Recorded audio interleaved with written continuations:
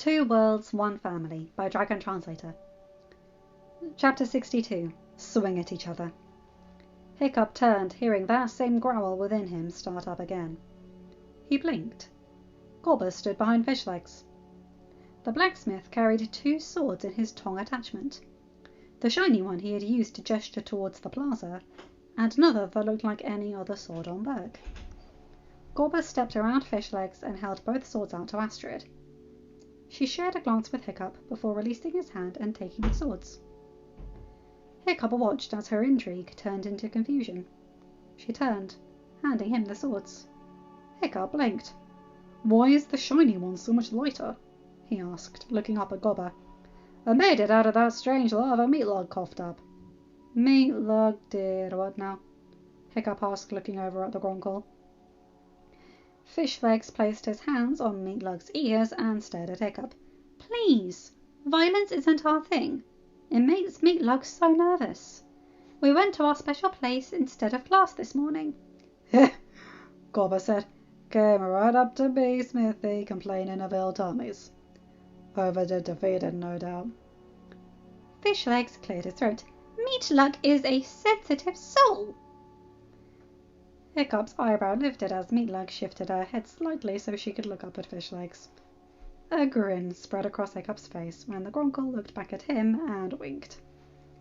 Meatlug did not care one way or another over the self-defense class they had that morning. Fishlegs did, and that was enough to concern his dragon. Gobber grunted. "Anyway," he said, looking at Hiccup, "what do I always say about anything metal? Pound it while it's hot." Hiccup dutifully recited, having heard that particular phrase numerous times a day since he was 6. "Aye, lad!" Gobber cried, smiling. He gestured to the shiny sword. "That's what came of it." "That sword's too light," Astrid said. "It won't last long in combat." "Ah, thought the same then." Gobber said, "Go on, you two. Swing at each other." Hiccup stared at Gobber with a lifted eyebrow. "Swing at each other? Damn dragon's not been letting anyone else swing at you, lad." Gobber said, "That's an understatement." Toothless muttered, "I'm not too keen on letting her swing at him, but we all know she won't hurt him too much. He can't do the suffocating lip action she enjoys if he's at Eldergothi's." "Toothless!" Hiccup cried, looking at his brother, as everyone but Snotlout cackled. Toothless snorted and winked at Hiccup. Hiccup shook his head before holding up both swords. Astrid tilted her head but took the shiny one. Hiccup smiled as the circle moved to back to give them room. Hiccup and Astrid raised their swords and fell into familiar stances. They circled each other, neither making a move. Gobber grunted, "Swing, you two, this ain't a spar." Astrid stared at Hiccup and he tipped his head. Both swung. Hiccup's eyes widened as his sword snapped in half. He jerked as the blade tip sailed towards Snotlout. A barrier snapped into place. The broken blade crashed into the barrier. It fell to the stone with a clang. "Honestly," a new voice said, "leave you lot alone for too long and who knows what trouble you can get into." Everyone turned as Gita walked into the plaza, stopping beside Boulder. She crossed her arms over her chest and shook her head. Hiccup eased out of his fighting stance and looked at the hilt in his hands. He blinked. The broken part was clean. No jagged edge remaining, suggesting the sword was just worn and old. He looked at Astrid. She regarded her sword as if seeing it in a new light. Gobber laughed. "I call it Gronkle iron," he said before looking to Fishlegs. "You think you and Meatlug can make more? People be lining up at the smithy for their own Gronkle iron weapons." "Sure," Fishlegs said, much too quickly. "We'll get right on that. Won't we, Meatlug, sweetie? Boulder, would you like to come too?" Hiccup frowned as Gita stepped over to Meatlug and reached down, scratching the Gronkle right next to one of the saddle straps. Meatlug looked up at the mage, but Gita did not look down. Hiccup did not have time to question that as Gobber took the sword back from Astrid and the hilt from Hiccup. Wingblaze gingerly picked up the broken blade with the tip of her mouth and dropped it into Gobber's real hand. "Come along, fish. Dragons," Gobber said. "Got people waiting. Ain't no blacksmith worth his hammer that makes people wait." He looked up at Hiccup. Lad, you want to help me? Actually, Gita said, I need to speak to Hiccup and Astrid. Gobber grunted. Fine, lad, come to the smithy when you can. That many people? I'm gonna need extra hands. Sure, Gobber, Hiccup said. The dragons bowed to Hiccup before he, Astrid, his brothers, Sneaky, Stormfly and Windwalker followed Gita to our house. At the door, Gita tilted her head. For now, could it just be you and Astrid come in, Hiccup? Hey, what is it with you people and keeping me and my brother apart? Toothless grumbled. Gita smiled. I promise you, Toothless, they will be well protected in my home. And I'll assume the position of chaperone. Odd had at that after Frost and Pale. Hiccup chuckled. Gita opened her oversized door and gestured for Hiccup and Astrid to precede her. They shared a glance, and Hiccup gestured for Astrid to walk ahead of him. She snorted but walked into the house. By the way, I love the manners there. Hiccup followed and looked around as Gita stepped in and shut the door. Hiccup frowned. Gita's home had less than his did in the way of places to sit. A sole chair sat next to a lone table at the back of the house.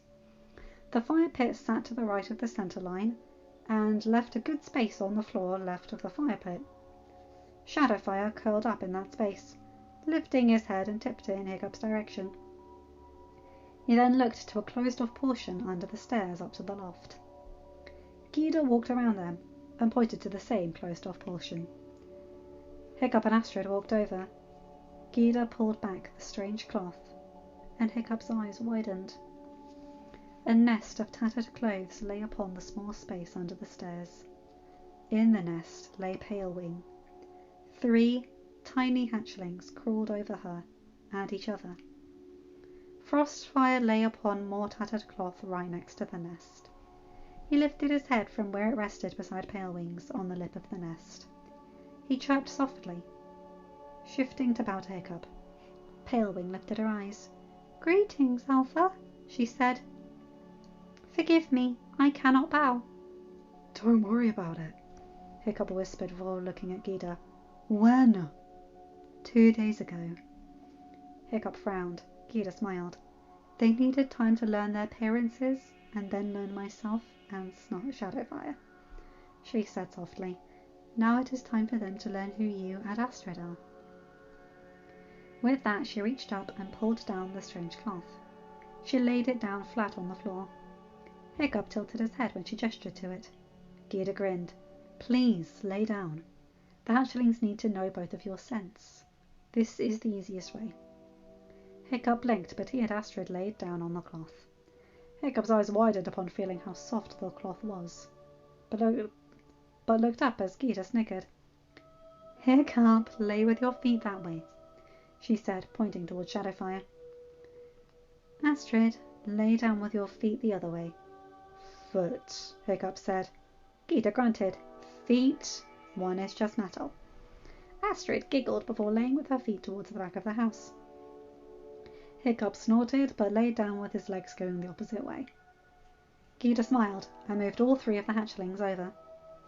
All 3 were a dark blue, but Hiccup could see one had the beginnings of a lighter blue hue on one wing. They were the length of his hand, tails included. None had any horns like their parents did. Bumps on their back, even with their shoulders wiggling up and down. They did not know what their feet were because they kept tumbling. Their tails smacked each other and themselves. Hiccup looked up as Palewing and Frostfire moved closer and laid down. Go on, Alpha, Palewing said. You 2 will be the alpha pair in the nest, and they need to learn your voices and scents. Boys or girls?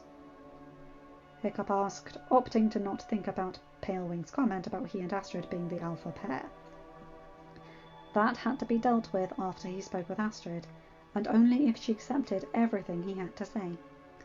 The one next to you is the first hatched and a boy, Frostfire said. The one with the lighter wing is the only girl. The one next to Lady Alpha is the youngest. Hiccup looked over at the hatchlings as Astrid lightly ran a fingertip slightly too wide for the hatchling down the spike-freeze spine. The hatchling cooed and tumbled closer to Astrid, sniffing her face. Hiccup smiled. He could see this happen later. Much later. But it was not dragon hatchlings that lay between himself and Astrid. A babe with hair like Astrid's tumbled across the cloth. Now that he knew he loved Astrid, the images did not jar him. He hummed and reached over, running his fingertip down the oldest's spine. "Hi, little one," he said softly when the hatchling looked up at him. The hatchling stumbled his way closer to Hiccup.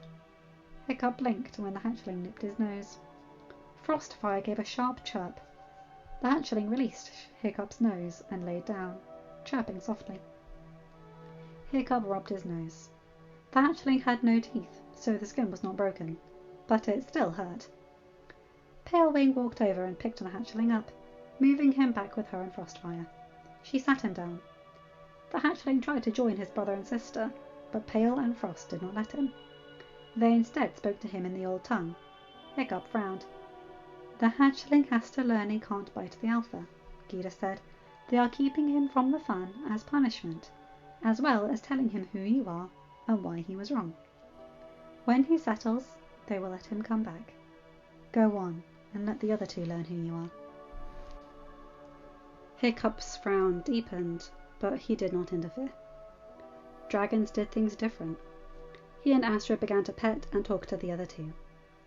After a few moments, Frost let the eldest hatchling stumble back into the mix. Hiccup made it a point to gently scratch the oldest's chin, earning more coos. The oldest warbled closer and curled up against Hiccup, purring. His brother and sister joined him. All three had their eyes closed and kept purring. Hiccup looked up, finding Astrid staring at him with his eyes that held that gleam he had seen when she kissed him on the sea stack. Hiccup closed his eyes as the feelings rushed to him, and the urge to kiss her arose. He looked up at Gita.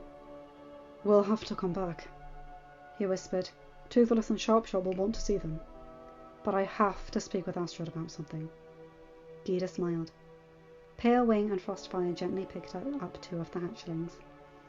Gita picked up the third. Pale Wing returned to the nest, laying the hatchling she carried beside her. Frost set the female down beside her brother. Gita laid the oldest down. Hiccup and Astrid stood. "Thank you," Hiccup said. Gita laughed. "Go," she said. "Just come back tomorrow. The hatchlings need you to come by regularly so they can learn who you are." "When can we present them to the tribe?" Hiccup asked, knowing his father would want to know, even if he wished to push the questions off until later. He had to speak with Astrid. 4 weeks, Gita said. Hiccup nodded his head, then, with a wave, headed out the door. He did not give Toothless a chance to ask him before climbing into the saddle and tapping his brother's neck. Astrid mounted Stormfly. Sharpshot and Sneaky took their places quickly, and Toothless and Stormfly took to the skies, with Windwalker following. Toothless, without direction from Hiccup, flew to the cove. Hiccup smiled and tried to temper his nerves. He prayed to every god that Astrid would accept his feelings, and would not be mad about the marriage contract as his brother's wings carried him over the island. End of chapter. Hi guys, hope you enjoyed that one. Yay, the hatchlings are born. That's really cute. And also, Gronkle. If you think about it, it's this world's version of Valyrian steel, which I kind of like. And it's also made with dragonfire. Ah! Or at least by dragons. Anyway, you guys know the drill. Like, comment, and subscribe, and hit that bell to get notified whenever I upload a new video. Have a good day, night, or whatever time zone you're in. Bye, my guys, gals, and non-binary pals. I'll see you in another video. Take care.